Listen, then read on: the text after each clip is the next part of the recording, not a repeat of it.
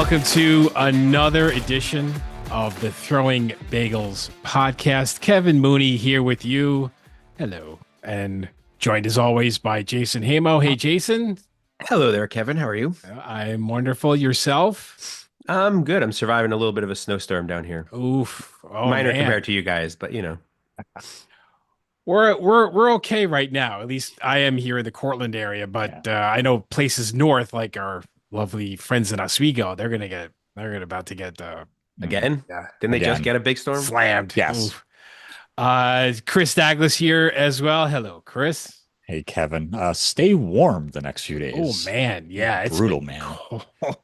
Brutal. Yes, I'm very grateful for this treadmill that I have, that I walk on now every day because that beats going outside. Yeah. So joining us now on the Throwing Bagels podcast, it is our pleasure to welcome in the president of the Capital Region Independent Media, also president of the National Press Institute for Audience Growth, and of course, fellow SUNY Oswego grad. It's Mark Vinciguerra. Mark, thank you so much for joining us. Thanks for having me, guys. Really appreciate having the chance to talk. Mark, first off, we've seen a lot of the coverage of the fires in Los Angeles, and a lot of other, significant snowstorms that happened in upstate New York and a lot of other natural disasters across the country. And time again, in those situations, we see how critical local media is. So if in a nutshell, Mark, just how important is local media in times like that? In times of disaster, absolutely, it proves time and time again in the examples you gave how crucial local media is. But I would just say generally, local media, and there's study after study that shows when locations lose local media, bad things happen. I've probably seen 3 or 4 different studies over the last year where when what they call a news desert begins, which is defined as, there is no local media. I think most of them define it at the county level. Things like political polarization becomes rampant. People become, they get into their own echo chambers, their own silos, if you will. They get their news and information from social media exclusively, and they tend to then only get news and information that agrees with what they believe in. So it's not a fulsome discussion about issues. It becomes just an echo chamber of things that they want to hear. And then there's other real world things that happen. Taxes go up, things like bond rates go up for residents. People pay more. Extreme examples, there's been examples of local lawmakers that have given themselves exorbitant raises. They're left unchecked. So spending can become rampant. And it just is not a good situation when local journalism disappears and local media disappears from a community in many, many ways. And definitely in the way of news and information. For natural disasters and other emergencies, for certain. So what's the state of local journalism these days? Yeah, that's a complex question. Realistically, it depends on how you define local. To me, a lot of, in the world of newspapers, and I'll talk about that.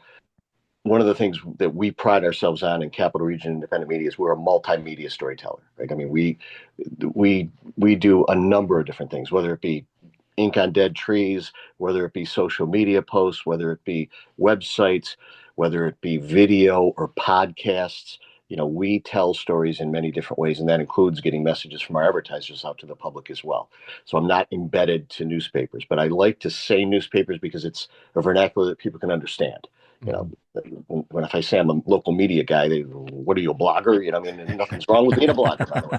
But that's not, so I will say the world of newspapers just to make a distinction and kind of give us a touchstone to talk about. So I would tell you that a lot of what's being written about is that, newspapers are dying and it's a tough place to be, and, on and on it goes. People, sometimes when I tell people what I do, I get the old, "Oh, I'm really sorry for you." It's it's like a death warrant or something, right? But the reality is it all depends. There's a lot of venture capital money that's come into the world of newspapers, especially, and it's also a broadcast as well. But it's in those cases, they're so leveraged, there's so much debt, they have no other way out but to cut, cut, cut. So you see just huge losses in journalists, and some people have used the ghost papers. There's some venture capital firms that, listen, I'm not going to be the first one, but some people will tell you it's firms like Gannett or it's Digital First Media that are really some of those people out there. They're just leveraged to the hilt. They have to do whatever they can do to be able to pay their debt at pretty high interest rates, and therefore journalism goes. So what they try to do is own a paper with one reporter covering a county that might have had 25 reporters in its prime or more. And then they repurpose content from other areas, and it just becomes a shell of itself. That's not what we do. That's not in the world of community media. That's not what's generally going on. They're owned in New York State alone. There's 750 titles that are owned by about 250 people, many of them just like myself, small business owners that own local community media, newspapers, and so on, websites, social media in their communities. And those people are generally doing pretty well. To the point that you just made, like where you could have one person covering a large area, or for instance, I know down in New York City, for instance, the Daily News more recently in the last few years, they've started using sports people from, I believe it was like Chicago, or covering New York sports, Right. and writing stories. And people that live down here notice the errors that are made, in the stories and things like that. But can local journalism, more so newspapers, still survive as only digital? We have podcasts, like we have the newspapers online and all that, and news outlets online, but can they actually survive? Can journalism survive with newspapers survive as only digital? I don't know about only digital. There's models out there. There's many people that are only digital, and that's not what we are personally. I think, candidly, the future is going to be a mix of, I'm in the world of a weekly printed paper. And one of the papers is actually every other week. I don't want to be in the daily world. I came into this business in the daily world. I've worked for larger papers in New Jersey and New York and Pittsburgh and so on and so forth. But I wouldn't want to necessarily be there now. A lot of those papers are cutting days of print and such. I think the rhythm right now for us to physically print a paper one day, but we're a daily news source. We don't hold stories for print. If something breaks, it's on our website, it's on our social media channels. Sometimes it's a live breaking video that we do. If we had a fire in a town over the weekend, we're there covering it then. The paper may come out Thursday in people's homes, but we're there covering it then. So to answer your question, I guess, I think it absolutely will survive. I don't know that I don't know. It all depends on the advertiser support and the reader support. And I think it ties back into what we started talking about, which is how much good journalism are you doing? If you're not doing good local journalism, then why would people shell out their dollars to advertise or subscribe to you, whatever form that is, whether it's print or not? So I think it all really depends on the journalism you do. Are there people that really still crave a newspaper, like a hard copy newspaper? Yeah, absolutely.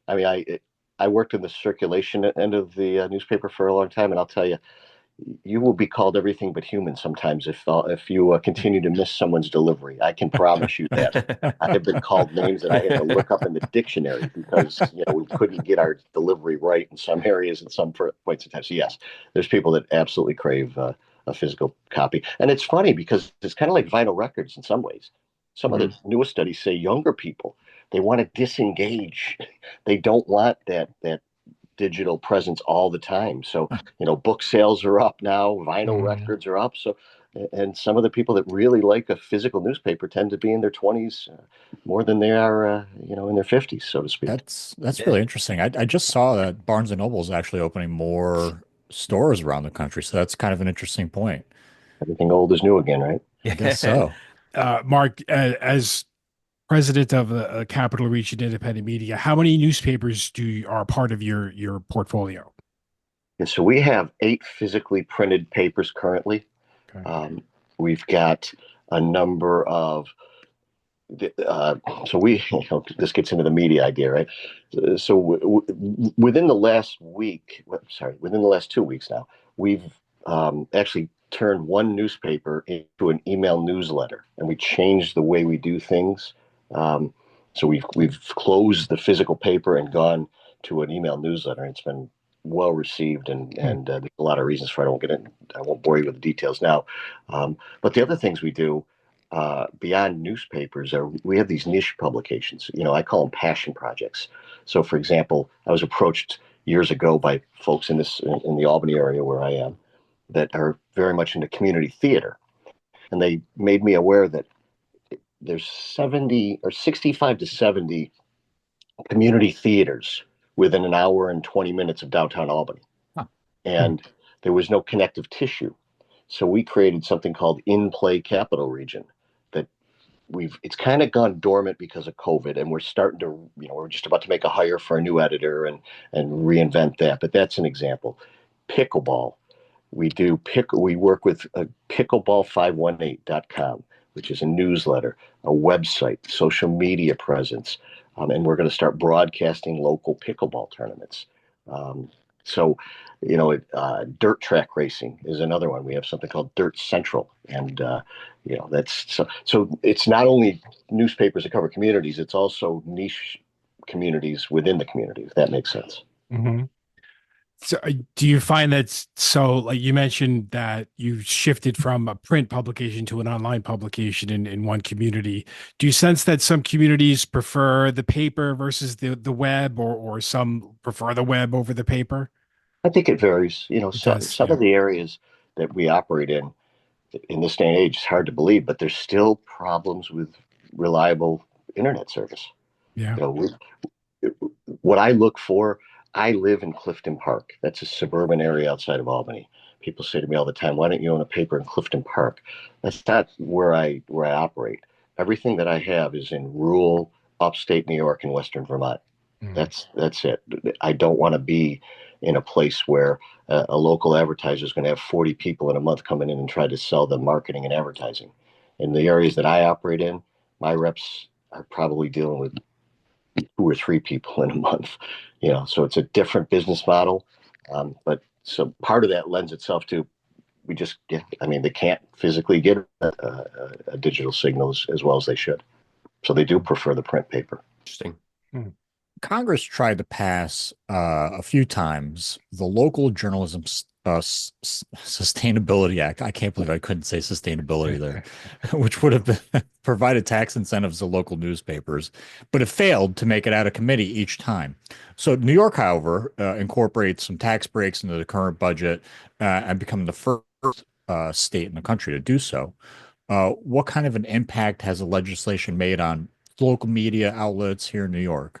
Great. I'm glad you did your work. That's fantastic. Yes, we lobbied on both ends. We got to DC. He's got some great pictures of there, and it came very close. I was watching again today. We're doing this on Inauguration Day. I guess I can say that, right? And saw Amy Klobuchar, who's a very big proponent. Amy is such a huge proponent of this. Her father was a journalist. She's absolutely believes in this. It'll happen. It'll happen. I don't know when it will happen at the federal level. The state level, it's too early to tell. They've $90 million over the next 3 years has been set aside to fund local journalism, and there's criteria that's been developed as to what qualifies for local journalism. Mm-hmm. And then there's the language is being finalized now. The money won't come to the local media outlets until next year, but it'll be retroactive to January 1st of this year. So it's early to tell, but it will be a major impact for us. It'll be. I can't tell you what it will do for owners like myself to be able to hire more journalists and cover communities even more extensively because of this. It's going to be a watershed moment. But that's just one prong of what we're trying to do. I mean, the biggest issue, in all honesty, is social media and people that are, people like Google, Meta, X. They steal our content and sell against it, and it's got to end. It's got to end. And in other countries of the world, it is ending. In Canada, in Australia, in France. We're just asking for the ability to be compensated for the content, fairly. That's what we're asking for. Google will steal our content, drive traffic to them, and then sell advertising against us. And they control the buy and sell side of the programmatic sale. It's a nightmare, and it's got to end, and it will. And again, it will end. It will end. Enlightened countries have already begun to do it. It will happen here as well, and that will save alone local journalism. There's an estimate that newspapers and television broadcasters in the U.S. are owed about $14 billion with a B in compensation from fair use. Wow. Each year. That alone will save local journalism in a minute. But it's going to take someone with a spine and to make this happen. And California came very close to making that happen. And guess where Google's based? And guess what might have happened to the lawmakers in California? It was watered down. Governor Newsom, my words only, became spineless and didn't let it happen as it should have happened. And so it got watered down. It exists, but it's nowhere near as robust as it could be. But legislation that's just all we're asking for again is fair use of our content, fair compensation for our content, and the other issues. AI is the worst. That train's on the track again. They're just if you Google, if you use chatbot or chat AI, whatever you want to use, more than likely you're going to get newspaper or media related content in your search of what it comes back, and no one's paying us for that. So that's got to get fixed as well. And on a bigger scale, large entities like the New York Times and such are already striking deals with AI companies. They're not taking my call, so it's going to have to come from a collective, bargaining, if you will. And that to do that, we have to have antitrust legislation waived so we can collaboratively bargain and make that happen. So there's a lot going on behind the scenes, but it's a very astute question, and I'm very optimistic that we're going to get relief legislatively very soon. So are you saying that Google kind of scrapes your content and sells it, basically? Is that kind of what you're saying? Or when you do a search, Google prioritizes in their algorithm, and you can never tell the algorithms, but they prioritize fresh content. Or media provides fresh content, and because of that, it'll come up high in the search rankings. And then what happens when you click on it? You're going to get served up ads. Google knows who you are, what you like, and they're going to serve you ads that Google sells, using the content that local media creates. Gotcha. What is the most important ingredient for driving sales and revenue for a news organization or media outlet? When I look at valuing these, it to me is the relationship they have with local advertisers. Again, on a national scale, I'm not going to get Ford Motor Company North America to run a bunch of ads in my publications on my websites. It just doesn't happen that way. We're not big enough on the scale I operate at. But we deal with about 2,500 local businesses in the properties that I own. And they're dealt with people. I've got reps that have been there for decades. There's some of these businesses literally give the rep their budget for the year and ask them to spend it wisely in a variety of products that we have. So that's key to me is local support from small and medium-sized businesses. And then obviously subscriptions and retail sales and digital subscribers, all the other good stuff that goes with, again, having the good journalism out there being done. Mm-hmm. Is ad revenue still the primary revenue generator for newspapers, or is subscription revenue starting to really catch up there? For us, it's still the primary driver. Okay. But I know the New York Times, as an example, earns more off subscription revenue than they do from advertising. And it's been that way for a while, several years now. One thing I think of with local media is no matter how many national organizations scoop up the small papers, there's still, you can't farm out high school sports, right? Yeah. Like how critical is high school sports in terms of, being part of that local media presence?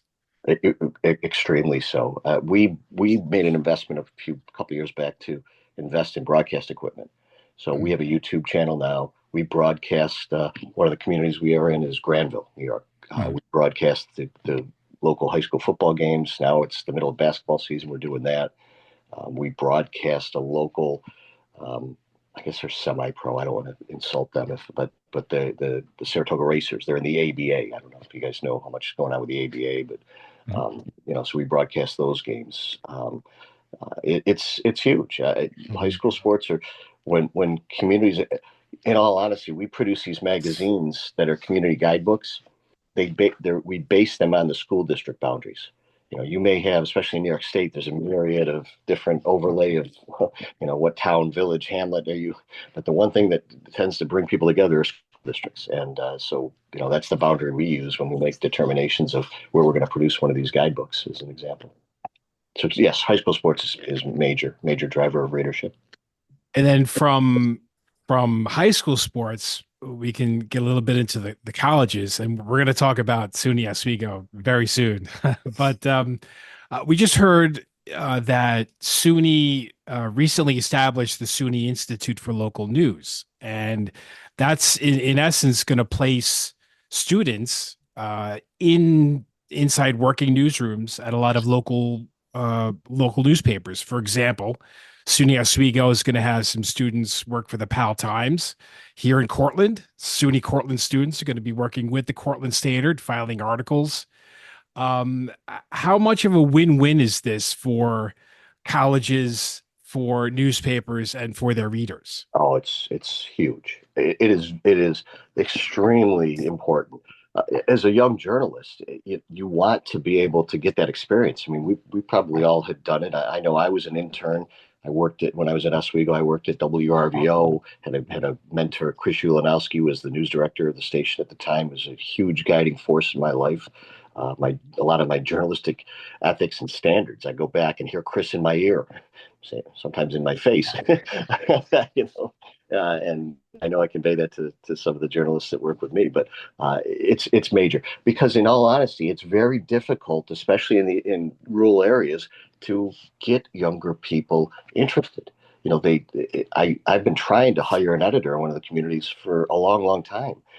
I've had some good people that are interested, some young people out of school that, when I got out of school, I started as a radio news director. Believe it or not, back in the days, radio stations had news departments, and in Norwich, New York was my first job out of Oswego. I was more than happy to move and do that. I had friend Steve Cagle, he heads Centro now. He is a SUNY Oswego grad too. He went to work in Middletown, New York as his first job, and then worked at WBAL in Baltimore. But now it's just hard to get people to necessarily come there. There's just not enough graduates, I think. There's a lot of different factors that are happening. So this is going to be major. We're working with in Vermont, we work with a college there that's doing the same thing. So it's absolutely major benefit on the students' part and definitely on the media company's part as well. So it's not for the lack of interest, but on the students' end, really. I don't think so. I think it's just a matter of that there's not as many. I mean, I don't know. You guys are a little younger than me, but when I remember going to graduate, I remember vividly the statistic at that point was more journalism graduates each year than there were jobs in the industry, right? Well, I haven't seen the stats lately, but I got to believe that's not even close to the case anymore. Despite all the cutbacks in journalism jobs, I don't think that's the case. It doesn't seem to have a number. The volume doesn't seem to be there when it comes to journalists coming out of college at this point. So I think this, again, will be a huge opportunity. I think you probably answered this question already, but maybe we're asking a little bit differently. Is the main format for local papers still printed articles versus like short-term social media content becoming like kind of a normal thing? I think it depends again on the owner. In all honesty, some of the properties that I get presented with, and we are expanding. I mean, at any given time, we could be talking about more acquisitions in the next couple of months. A little foreshadowing there, but it depends on the owner. There's a lot of folks. When I started this company, I was looking at the landscape of local community media in the capital region, and what I found was there were a lot of owners that were tended to be, they tended to be older. They tended to be multi-generational owners, and they tended not to have an obvious successor, an obvious heir that wanted to take the business over. So I thought there was an opportunity there to weld, to mesh these together and get some synergy and some efficiency of scale, and then make it a viable business. So those people tend. I bought some papers from one gentleman who said, "I know that I need to get out of print as my only way of telling a story, but I'm not the guy to do it. I've got to hand it to you." He was the fifth generation of his family. His family had owned these papers since 1875. But he knew he wasn't the guy to do it. And I give him credit for that. We've done it. So I really think it's a lot of depending on who the owner is. There's some really great in New York State. There's some unbelievably great owners. If you get a chance, there's a guy named Josh Schneps Media down in the city. He's in Long Island. He's put together. He owns Dan's Papers, Metro New York, Metro Philadelphia. He's put over 100 media entities together. He's I always say to Josh, "You're what I want to be when I grow up." I mean, he's what he's doing is unbelievable. And there's several people like him. The Richners are like that in Long Island. I mean, on and on it goes. But generally, I would tell you in upstate New York anyway, my experience is most of it's still a print. They're not doing what I described earlier. They're waiting to hold the story until the print edition comes out. One of the biggest things I fight my editors about is deadlines. We had to move with our printing. We did some major printing changes over the last few weeks. I still am fighting a couple editors about it's a day earlier. They got a deadline in their print edition. There's a lot of brain thinking, we'll say, that has to be changed. And I'll probably take heat from some of them if they see this. So, but that's all right. They've heard it from me already. How do you go about acquiring, these local papers, right? You mentioned that you kind of stay, northern New York, Western Vermont area. What made you kind of go into that area, and how do you go about acquiring these small papers? I'll take the second part first. The acquisition can come in several ways. Brokers, there's obviously merger and acquisition type brokers that are out there representing sellers, and I get contacted by them. I worked on a project through the NPIAG, which is my consulting company. I worked on a project few years ago where we were able to. These gentlemen had an idea of putting together a major network of New York State newspapers, and it just various reasons fell apart. But in that role, I was an outreach person that was talking to different publishers about potentially acquiring them. And because of that, I got known as the guy that's buying newspapers. So I get a lot of calls unprovoked from people that want to see if I'm interested in potentially acquiring their publication. So I hope that answers your question. It's a mix. It's a mix. Mm-hmm. And why it started, as I said, I was kind of looking at the landscape of this. I came again from daily newspapers. My career started in the newspaper world at the Herald Journal and Post-Standard in Syracuse. I went to Pittsburgh to work for the Tribune Review. I was in Trenton, New Jersey, and then worked for the Times Union here in Albany, which is what brought me to Albany. But there was almost a chasm at that time of the daily newspapers. I'll say it. They looked down on weekly. The journalists weren't as good at this and that. So, I didn't really think about weekly newspapers very much. But then I had a position in general management where we had some weeklies that I oversaw. And then I started to think, this is a better business model. And I think realistically, a more sustainable one going into the future, hyper local, serving communities. If you're a regional newspaper, you might have had 300 reporters at one time in your heyday. You covered 7 counties. Now they're asking you to cover 7 counties with 30 reporters. That's just it's not going to happen. Not well anyway. So I think the community media is where it is. So I got into it by looking at the landscape of what was happening in community media, and I thought that was a good opportunity. Mm-hmm. What's your thoughts on the editorial content, on the editorial decision making at the papers that you own? Are you hands off on that? Do you kind of let the editors run the show, or is there any consultative? Are you there in a consultative capacity? Mainly, I believe in hiring good people and giving them the resources they need to succeed. Mm-hmm. My background being journalism, it's sometimes hard not to get involved periodically. But generally, I'll pop into a news meeting, which are generally done by Zooms now because, again, we're spread out in different areas. But I think if you ask my editors, that they'd say I'm relatively hands off. I don't dictate. There's every now and then I'll chime in when I see something that I think we should be covering a little more of. I'll give you an example. If you will regale me with this one, there was the recent story from Marcy, where unfortunately horrific video of the prisoner being beaten to death there. Um, I felt from our standpoint, we don't normally cover statewide news. We don't normally cover national news unless there's a local impact. But I just felt everybody in our area, other than the people in Vermont, for the one paper there, are New York State taxpayers. And I thought it was important that we showed that a little bit. We at least acknowledged that it happened. Well, we did that, and we got something on our social media page at one of the papers that said, you should investigate this person.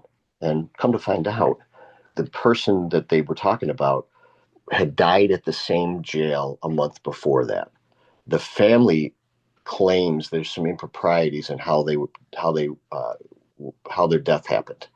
We were able to then flush that story out. Now, we're not all the way done yet, but let's just say it appears that the original report of why that person, how they became deceased, isn't matched by the fact. So much so that the AG's office is an open investigation and won't comment to us anymore. We were able to help the family get the coroner's report. We're waiting on that right now. We tried to foil for video.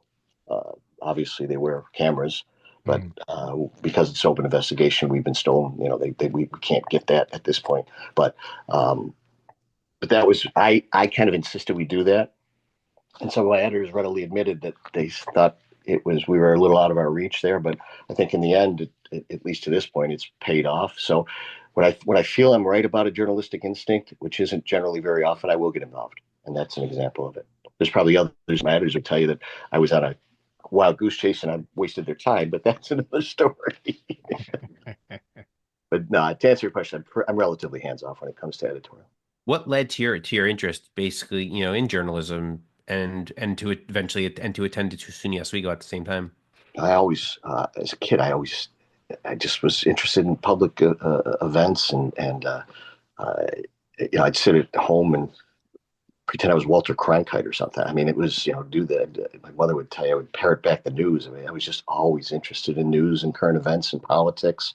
That's just where my interest was. So I went to Oswego because it had a great program. It was near home. It was affordable. It gave me great opportunities. As I mentioned, WRVO being one of them, working at the campus television station. I had internships in the summer with some other Oswego students at stations in Syracuse. I was an intern at WSYR for a while, met some great people there. So it was just, Oswego is just, I can't speak highly enough about Oswego and how much it meant to me personally. I have to say, I also worked at WRVO when I was a student there, and I also worked with Chris Ulanowski, who really was my first boss in the journalism field. And one thing I'll always remember him saying is, make as many mistakes as you want, just don't make the same mistake twice. And I still think of that almost every day of my life. I remember him saying that to me.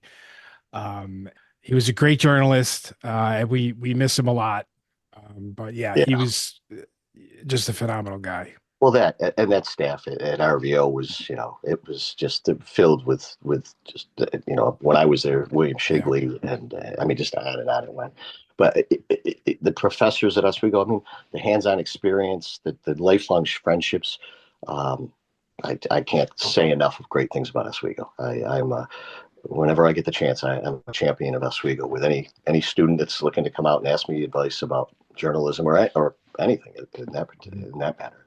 Couldn't tell you how much I would rave about Oswego. It's just amazing. Your wife is also an Oswego grad. Yeah. How did you meet in school? No, we didn't. We actually met in the newspaper business in Syracuse. Wow. He was. I didn't know her at all at Oswego, but she was I was an '89 grad. She was a '91 grad. She is.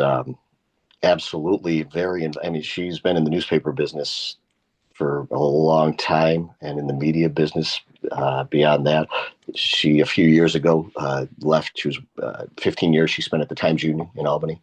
She was an advertising account executive, and she decided to come to work with us. So when we expanded one of our phases of adding more publications, it was a great opportunity to bring her on. So she runs a lot of the office work. She's a behind the scenes type person. So she runs a lot of the office work at this point. I think we'll have to have her on to get some dirt on Mark here. She definitely would. She'd be a lot more popular than I probably was. I'm sure. I kept to myself pretty good. I'm sure that wasn't the case with her. Knowing her outgoing personality, I'm sure you'd get a lot more ratings if it was her on the show than me. Was she a journalism major at Oswego? No, sociology.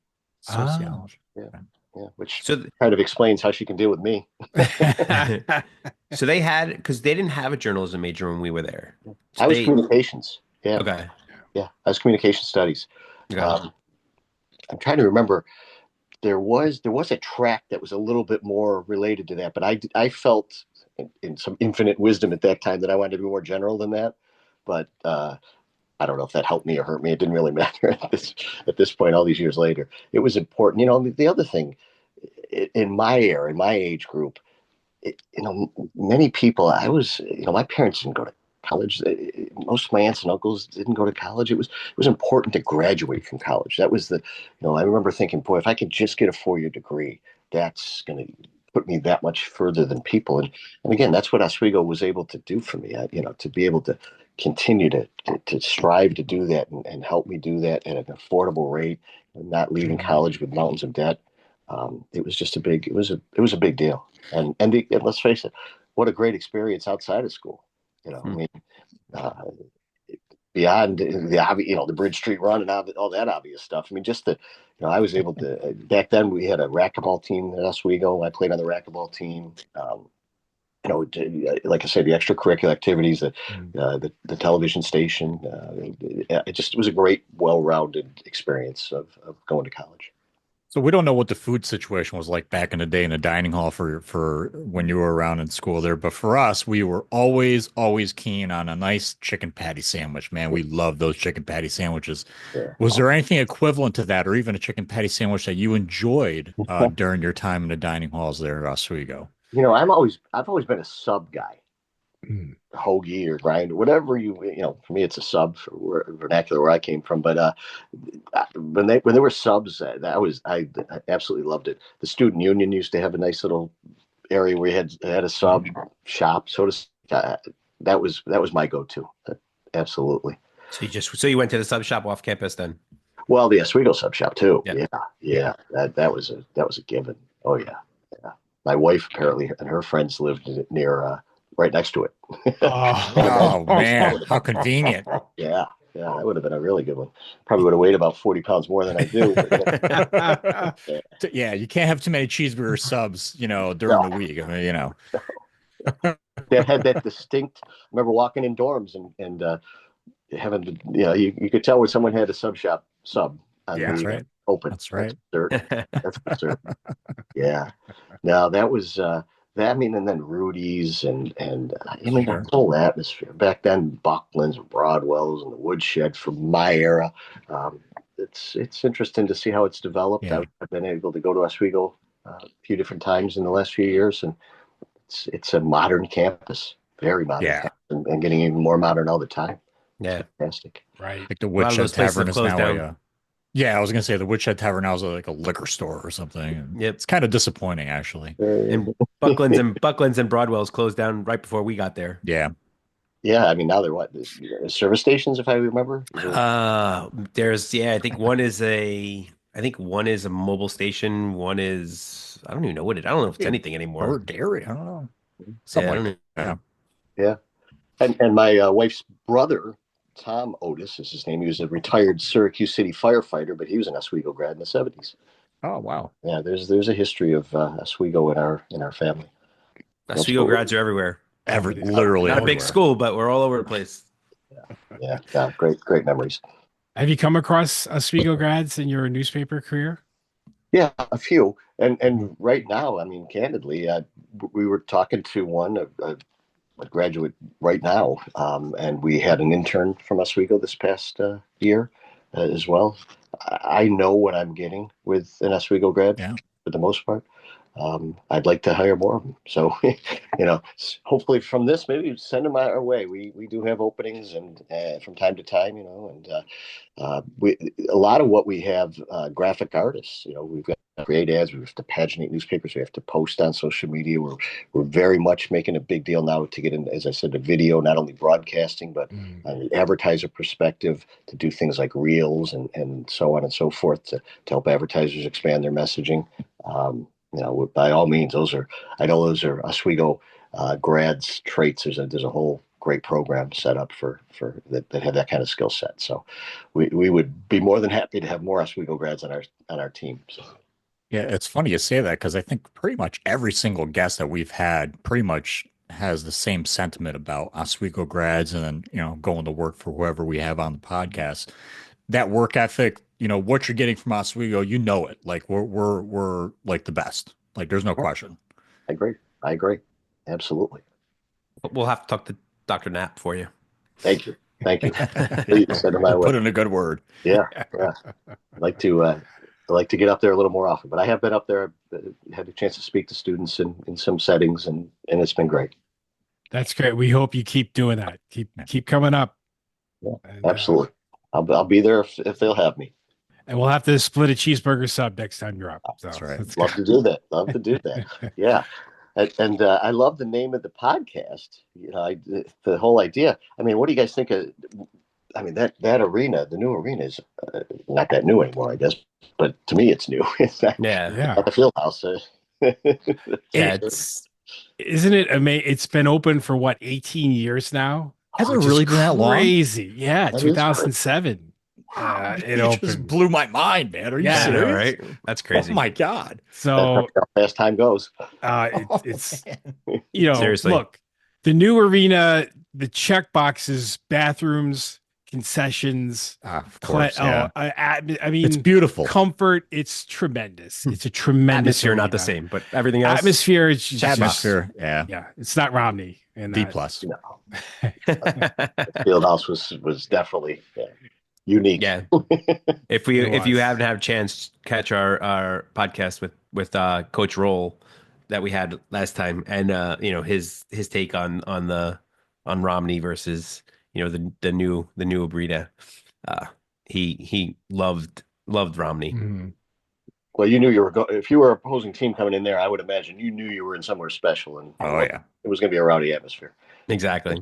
Yeah, they don't let you do that anymore. Yeah, well, it's a different era. But yeah, exactly. Yeah. Well, especially if you had a cardinal on the front of your jersey, you're in for a good time. Yeah. I mean, and again, even think about the intercollegiate sports there. I mean, lacrosse teams, baseball teams. It's just, the basketball. It was amazing. The wide variety of different opportunities you had to compete if sports was your thing. As I said, we played with racquetball was a club team, but back then we traveled the tournaments. There was a guy that was our number one player who played on the Pro Tour for a while, David Cardillo. It was just probably one of the best racquetball players I've ever seen in my life, and he was our number one player. You couldn't, again, just a different atmosphere. Last I heard, he's an airline pilot too, so he might be somebody you want to find and track down. Sure. We have homework now. All right, let's go. There you go. Mark, thank you so much. Jason, did you have a question? No, I was just saying we always like when guests can point us in a new direction. Absolutely. Yes, we do. So Mark, thank you so much for joining us. This was an absolute blast. Thanks for having me. Our pleasure. And you're welcome to come back anytime. Right. I'd be happy to do that. Just let me know if an issue comes up you'd like some different opinion on, please, by all means. And that was Mark Vinciguerra, president of Capital Region Independent Media, which owns and operates several local newspapers throughout the Capital Region. He's also the president of the National Press Institute for Audience Growth and fellow SUNY Oswego grad. That was a great conversation with Mark, and you can really sense how passionate he is about local journalism and how Yeah. really important it is. Yeah, he really loves it, obviously. You could tell. I mean, he's been involved in it for so long. And he's probably a great spokesperson, great chair or Mhm. someone who, is really involved and wants to grow it even as much as he can and keep it growing, instead of constantly losing as much as it's been losing in the last God knows how many years. Yeah. Something that really resonated with me during the conversation is how kind of old things become new again, and kind of using this analogy with vinyl, kind of being a cool new thing with young people. And it's like, man, people like to read the newspaper again, huh? It's like, It's true kind though. of open it up. And, I can't see myself doing that because we have a device that just gets it like right now. You know what I Yeah. mean? Like but again, it's cool that back when we were growing up, we'd go to the sports section, look at all the box scores and all that sort of stuff. And yeah, I do kind of yearn for a time that maybe that can be a thing again. I don't know. Yeah. No, I mean, I notice, just, having kids that clothing seems to like do that thing where like, 90s clothing is kind of coming back a little Oh, bit. it's back, You know baby. what I mean? Love it. And like that it's the same type of thing, right? But it's what's once was old, what is now Mhm. new. And I mean, it happened for us too. I can't remember off the top of my head right now, but I know there were things that like our parents Mhm. did that we eventually to do or something, and so I mean, people are reading newspapers again. Who knew? I What's mean, the thing now is cargo pants. they come Cargo back pants are again. back, baby. Oh Oh, they're yeah. back. They're so back. I wish I still had my cargo I pants. know. Although I don't know if they still fit me, but that's a different story. Jason, back to your point, there was a time when I think it was the 90s when, us kids were wearing or teenagers were wearing bell bottoms and all that stuff, Yeah. like All right. All right. what our parents did in the 60s and 70s. Exactly. Like I think Jenkos are coming back now. Wait, what are they? Jenkos, Oh, remember Jenkos. Jenkos? I don't think so. Those No. pants, Yeah, they were like huge. they were kind of like the skater, Oh, Yeah, yes. you yes. know. Yes. I didn't know that was the name of those. Yeah. Sarah bought a pair of those from the Levi's store. There you go. See? I'm like, Those are great. Yeah. Those were like what the skaters wore back in when we were Yeah, growing I up. remember Yeah. Yeah. those. Yeah, those were They're coming so back. cool, They man. made a Oh comeback. man, love the 90s. I must admit, look, I was, we all grew up in the 80s, but it really was the 90s when you started to associate events with like your personal Yes. life. Yeah. So like you were in junior high school and then you were high school and then college all through the 90s. Like those are big times, big Yes. Yeah. changes Yep. in our lives. And Yep.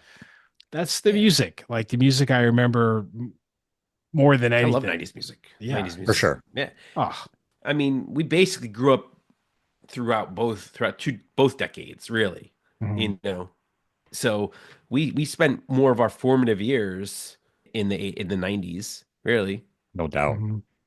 And we've seen it all come full circle because I remember my mom used to have records and 8 tracks, Yep. on the big stereo component system Yep. when I was growing up, and now we're back to playing records again, so it all comes around. Before we But yeah, go any further, I think we need to congratulate the head coach of the Oswego State men's ice hockey team, Ed Gozick, for picking up career win number 400 last week in a win at Canton. So congratulations, Coach Gozick. They did. So they did drop their game to Utica. So when Oswego and Nazareth, Coach Roll's team, got together, Coach Gozick picked up win number 399 against his predecessor at Oswego, Coach Roll, and then got 400 the following Tuesday at Canton. So congrats. congrats. Just a Yeah, great well deserved. coach. Yeah. Well, very well Amazing. deserved. Yep. Amazing. Hope looking for 100 more That's at least right. at least. So would you take another 100 wins over the next few years, or would you take another national championship? It's not my I- call. I don't know. I'd oh man, I'd probably go with the national championship. Gotta go to Natty, right? Yeah, Gotta. I mean, I'd probably go with the national championship. But I would love to see him get that extra those extra 100. That's a very rare club. If you add another 100, I mean, coaches with 500 wins, you're only talking about 30 some odd. Yeah, small coaches list. with that. It is a very small list. So yeah, so it's great. Just congratulations to Coach, and he's been great with us. He's just a great guy, great coach. Yeah. We hope he has many more years at the helm of the Laker bench, because I can't think of a better guy to lead Oswego. So Couldn't agree more. all right, well, go Bills. Yes, of course. Let's go. Let's go. Bills. Go We're all Bills. Buffalo Bills fans against right now. against the Kansas City referees. Yeah, exactly. Now, but I don't want to jinx it, but they don't want there'll be no jumping on the bandwagon proclamations from here, because they don't want our Giants mojo. They don't want that. No. So we're not gonna. I'm doing just that. rooting for them. I'm not So. like bandwagoning anything. I'm No.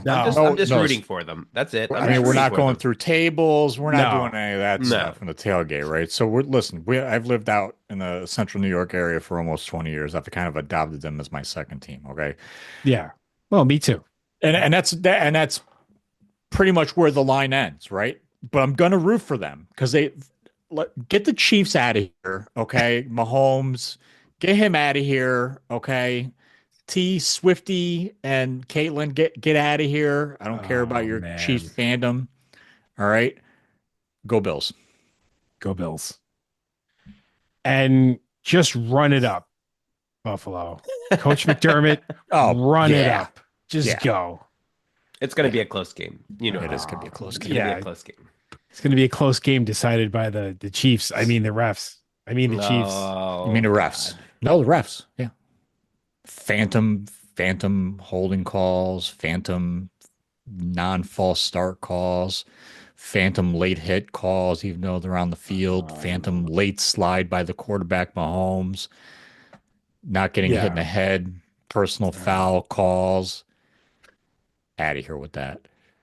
Personal foul, tackling. I mean, honestly, dude, Jared Goff got destroyed on one of those interceptions. How was that not a foul? But Mahomes gets breathed on. Yeah. And there's a penalty flag. All right. Thank you so much for listening. You can find us online at throwingbagels.com. You can email us, throwingbagelspodcast@gmail.com. Socials are on the website. We're everywhere, right? We're all over the place. We're all over the place. We're everywhere. We're unstoppable. All right, guys. See ya. Chris, Jason. Bye-bye. Bye.